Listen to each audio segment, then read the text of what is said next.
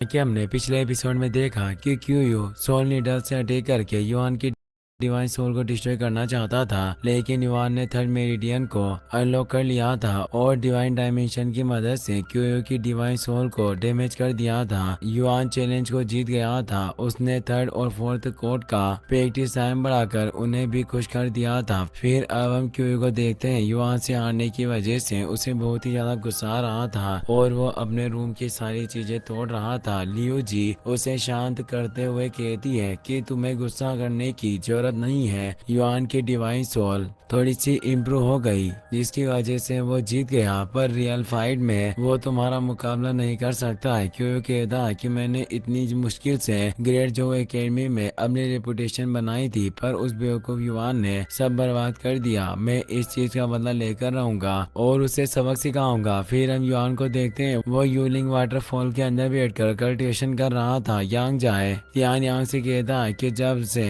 Prince युवान Q से test जीते हैं, उसके बाद से सारे स्टूडेंट्स की ट्रेनिंग काफी अच्छी चल रही है और सबको प्रैक्टिस करने का टाइम मिल रहा है, जिसकी वजह से सारे स्टूडेंट्स की क्यू काफी अच्छी तरह से बढ़ रही है। तभी वहाँ वाटरफॉल के अंदर यूवे बाहर आती है। उसे देखकर सब स्टूडेंट चौंक जाते हैं, क्योंकि यूवे ने अपने 6 मेरिडियंस अनलॉक कर ली थी। सारे स्टूडेंट्स यूवे की तारीफ करने लगते हैं। युआन को भी यूवे की 5th मेरिडियंस के बारे में पता चल जाता है। वो सोचता है कि यूवे ने 5th मेरिडियन अनलॉक कर ली है, अब मैं ज्यादा पीछे नहीं रह सकता हूँ। यह सोचकर युआन तेजी से जेड एसेंस को एग्जॉर्ट करने लगता है, जिसकी वजह से उसकी 4 मेरिडियंस भी अनलॉक होने लगती है। यांग कहता है कि प्रिंस युआन ने काफी देर से कल्टिवेशन शुरू किया है, वरना अब तक वो भी आसानी से 4 मेरिडियंस को अनलॉक कर लेते। तियान यांग कहते हैं कि तुम सही कह रहे हो, प्रिंस बहुत टैलेंटेड है, पर अब हम कुछ भी नहीं कर सकते और हमारे प्रैक्टिस करने का वक्त भी खत्म हो गया है, इसीलिए सारे स्टूडेंट्स को वाटरफॉल से बाहर बुला लो। ये कहकर तियान यांग वहाँ से जाने लगते हैं और यांग जाए स्टूडेंट्स को वाटरफॉल से बाहर आने के लिए कहता है। युआन को छोड़कर सारे स्टूडेंट्स बाहर आ जाते हैं और वहाँ से जाने लगते हैं, लेकिन वाटरफॉल के अंदर से लाइट बाहर आती है। ये देखकर यूवे सब लोगों को रोक देती है और कहती है कि शायद प्रिंस फिर से ब्रेक थ्रू करने वाले हैं। तभी युआन अपने 4th मेरिडियन को अनलॉक करके वाटर हीटर से अलग कर देता है, जिससे सब खुश हो जाते हैं और युआन की तारीफ करते हैं। उसके बाद युआन अपने घर जाता है और फैमिली के साथ बैठकर खाना खाता है। जो किंग युआन से कहते हैं कि तुमने इतनी जल्दी 4th मेरिडियन को अनलॉक कर लिया, तुम सच में जो डायनेस्टी के सीक्रेट ड्रैगन हो। युआन कहता है कि यूलिंग वाटरफॉल की मदद से मेरिडियंस अनलॉक करना कोई बड़ी बात नहीं है, पर मेरे इतनी जल्दी ब्रेक थ्रू करने की वजह से मेरा वजन कम होता जा रहा है और मुझे ऐसा लगता है कि अगर मैंने 5th मेरिडियन को अनलॉक किया तो मैं कमजोर हो जाऊंगा। इस बात से आखिर तक क्यूयू भी अपने 7th मेरिडियंस को अनलॉक कर लेता है और उस वक्त मैं उसका मुकाबला नहीं कर पाऊंगा। मुझे उससे जल्दी मेरिडियंस को अनलॉक करने का रास्ता ढूंढना होगा। याओ याओ कहती है, मेरे पास फर्स्ट ग्रेड की 36 बिस्ट मेरिडियन ओपनिंग गिल्फ है, जिसकी मदद से तुम तेजी से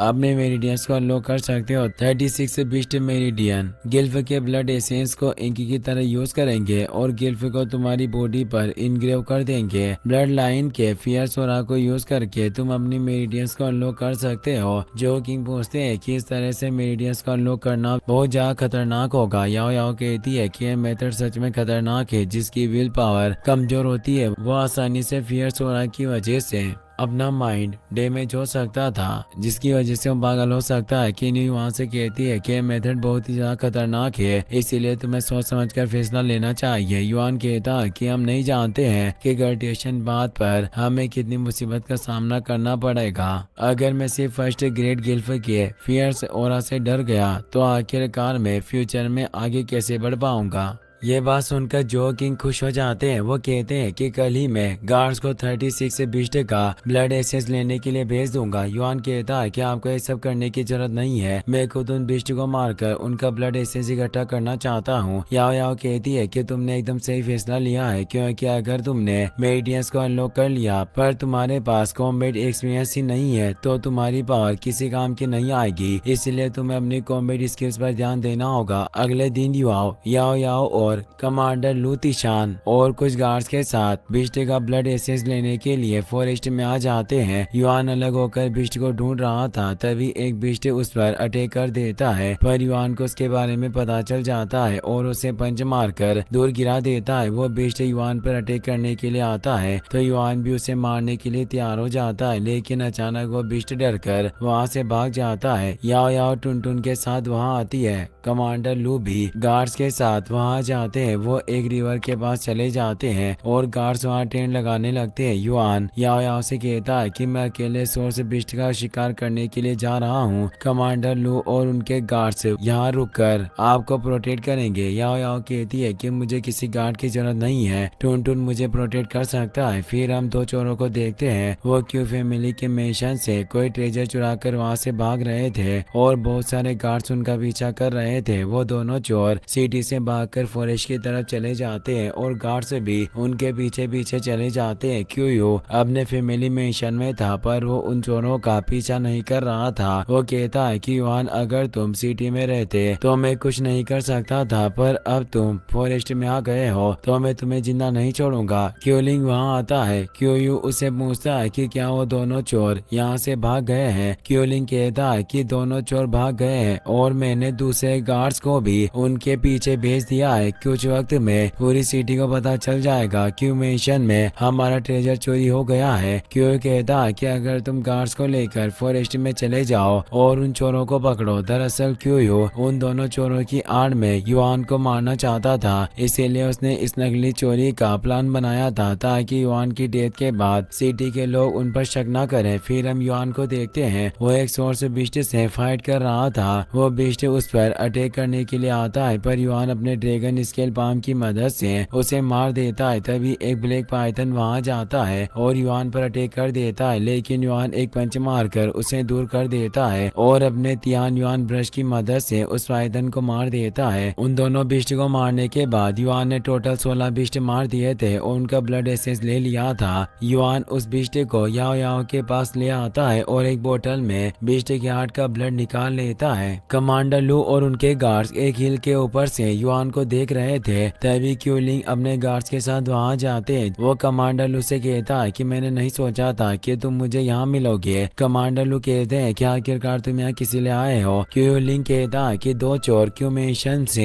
एक खास ट्रेजर चुरा कर फॉरेस्ट में आ गए हैं और हम उन्हें पकड़ने के लिए यहाँ आए हैं। कमांडर लू कहते हैं कि मुझे भरोसा नहीं हो रहा है कि कोई चोर प्रिंस क्यू के मेंशन से ट्रेजर चुरा सकता है। क्यूलिंग कहता है कि पूरी सिटी को पता है कि प्रिंस क्यू के मेंशन में चोरी हुई है और प्रिंस ने मुझे ऑर्डर दिया है कि मैं ट्रेजर वापस लेकर उन दोनों को कड़ी सजा दूंगा। मुझे उम्मीद है कि तुम मेरे लिए कोई परेशानी खड़ी नहीं करोगे। कमांडर लू कहते हैं कि इस एरिया में कोई चोर नहीं है और प्रिंस यहाँ पर ट्रेनिंग कर रहे हैं, तो बेहतर होगा कि तुम यहाँ से चले जाओ। इससे क्यूलिंग गुस्सा हो जाता है और गार्ड्स को अलर्ट कर देता है। इससे गुस्सा होकर कमांडर लू और उनके गार्ड्स भी फाइट करने के लिए तैयार हो जाते हैं। वो कहते हैं कि क्या तुम्हें ऐसा लग रहा है कि हम चोरों के साथ मिले हुए हैं या ये सब करके तुम प्रिंस की बेइज्जती कर रहे हो। फिर हम उन दोनों चोर लुओहाओ और लुओटोंग को देखते हैं। वो दोनों चिपकर याओ याओ को देख रहे थे और उन्हें वो पसंद आ गई थी। लुओहाओ लुओटोंग से कहता है कि तुम उस लड़के ने सिर्फ 4 मेरिडियंस को अनलॉक किया है, तुम उसे संभालो। इतने वक्त में मैं इस लड़की को संभालता हूँ। लुओटोंग युआन को मारने के लिए चला जाता है और लुओहाओ याओ याओ के पास जाता है। उसे देखकर टुनटुन को बहुत गुस्सा आता है और लुओहाओ पर अटैक करने के लिए जाता है। टुनटुन को देखकर लुओहाओ हंसने लगता है और उसे किक मारने लगता है, लेकिन तभी टुनटुन अपनी डीमन फॉर्म में आ जाता है और लुओहाओ को खा जाता है। वही युआन सोर्स बिस्ट को मारकर उसका ब्लड एसेंस निकाल रहा था। लुओटोंग कर उस पर अटैक करता है, पर युआन उससे बच जाता है और सोर्स बिस्ट को उसकी तरफ फेंकता है, इसीलिए लुओटोंग उसके सामने आ जाता है। उसे देखकर युआन चौंक जाता है। वो सोचता है कि कमांडर लू के डिफेंस से बचकर यहाँ आ गया है, इसका मतलब जरूर कोई गड़बड़ है। लुओटोंग कहता है कि आज मैं तुम्हें मार दूंगा और फिर उस लड़की के साथ मजे करूंगा। याओ याओ के बारे में सुनकर युआन को बहुत ही ज्यादा गुस्सा आता है और लुओटोंग को एक पंच मारता है, जिसकी वजह से वो दूर हो जाता है। लुओटोंग तेजी से युआन पर अटैक करता है, पर युआन उससे बच जाता है, तो लुओटोंग अपने ब्लैक गोस्ट पाम से उस पर अटैक करता है। युआन भी अपने ड्रैगन स्केल हैंड को एक्टिवेट कर लेता है। युआन को ओरिजिन क्यूई का यूज करते देख लुओ टोंग घबरा जाता है, पर अब वो युआन के अटैक से बच नहीं सकता था। ड्रैगन स्केल हैंड की वजह से लुओ टोंग दूर जाकर गिरता है और उसकी हालत खराब हो जाती है। लुओ टोंग कहता है कि तुम ओरिजिन स्किल का यूज कर रहे हो और मैंने तुम्हें कमजोर समझने की भूल कर ली थी, पर अब मैं तुम्हें जिंदा नहीं छोड़ूंगा। ये कहकर अपनी डबल स्वॉर्ड को एक्टिवेट कर लेता है और गोस्ट शेडो स्टेप की मदद से युआन पर अटैक करने के लिए जाता है। उससे बचने के लिए युआन अपने रोवरिंग टाइगर गिल्फ को एक्टिवेट कर लेता है। वहीं कमांडर लू क्यूलिंग से बहस कर रहे थे, तभी उन्हें रोवरिंग टाइगर गिल्फ की आवाज सुनाई देती है, जिससे वो चौंक जाते हैं और उन्हें समझ में आ जाता है कि युआन खतरे में है। ये देखकर क्यूलिंग खुश हो जाता है। वो सोचता है कि लगता है कि मेरा प्लान काम कर रहा है और अब कुछ ही वक्त में युआन की जान चली जाएगी। इसी के साथ ये एपिसोड यहीं पर खत्म हो जाता है।